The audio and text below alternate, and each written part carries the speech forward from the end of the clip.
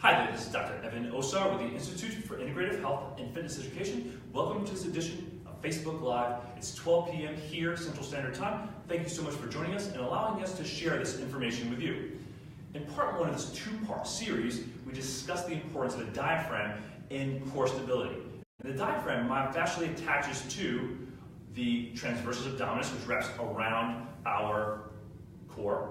It attaches to the psoas. The psoas fascially blends up into the diaphragm. The psoas also goes down to attach into our pelvic floor. So as the diaphragm moves, it helps to activate all those deeper muscles, such as the psoas, multifidi, pelvic floor, as well as the transversus abdominis. So when we have proper three-dimensional breathing, we get proper activation of the deep myofascial system, and it helps balance out the contraction of all those superficial muscles, like the rectus abdominis, the external internal obliques, as well as the erectors around the backside of the rib cage. Now, the important component about training the core in our clients, especially those clients that have chronic low back tightness, discomfort, and or just not performing at the levels they need or want, is to incorporate and integrate three-dimensional breathing into your core exercises. So one of the most common exercises that our clients are doing is the plank pattern. And they love the plank pattern because they really feel their core, and we've all been taught that the plank pattern is a great pattern for the core, and it is as long as you're maintaining alignment, breathing, and control. So I'm going to demonstrate the plank pattern and how we help our clients maintain alignment, maintain three-dimensional breathing, and make sure that this plank pattern is reinforcing the proper and optimal and efficient core stability our clients need and want. So the first and most important component is get your client set up properly first. We're going to use a plank on the bench first to demonstrate this pattern versus the floor, because many of our clients don't have great shoulder stability and or core stability to do this on the floor. So this is the floor is a great progression from the bench pattern. So first I'll have my clients just kneel down. You can put something underneath their knees so their knees are softer, and align their head and neck over top of the thorax, over top of the pelvis. Then from here, they'll simply just hinge forward, placing the elbows on the bench, and then from here, they'll lift their pelvis up until the pelvis is in a straight line with the shoulders.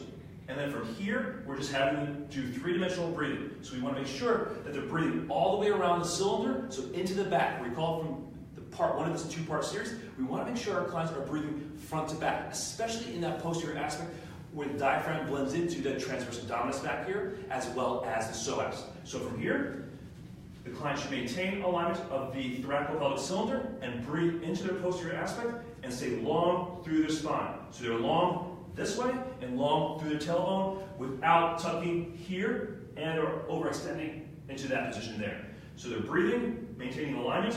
As your client progresses, all they simply do is slide their legs back, still maintaining alignment of that thoracolpelvic cylinder and maintaining three-dimensional breathing.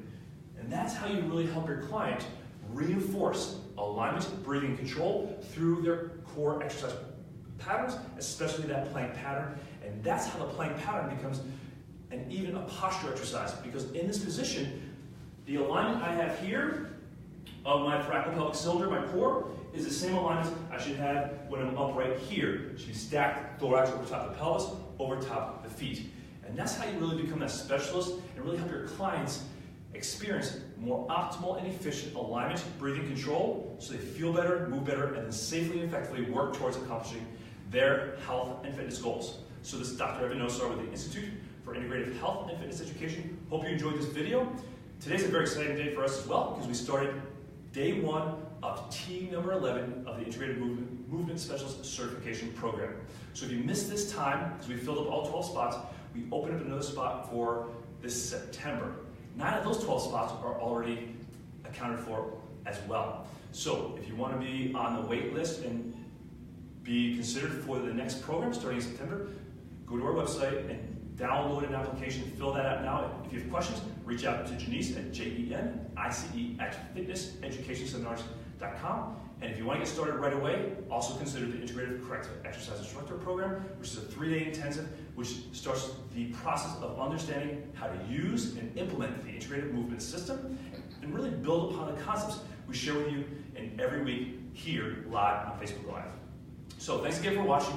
Make it a great day, make it a great weekend, and we'll see you next week at the Institute for Integrative Health and Fitness Education. Take care.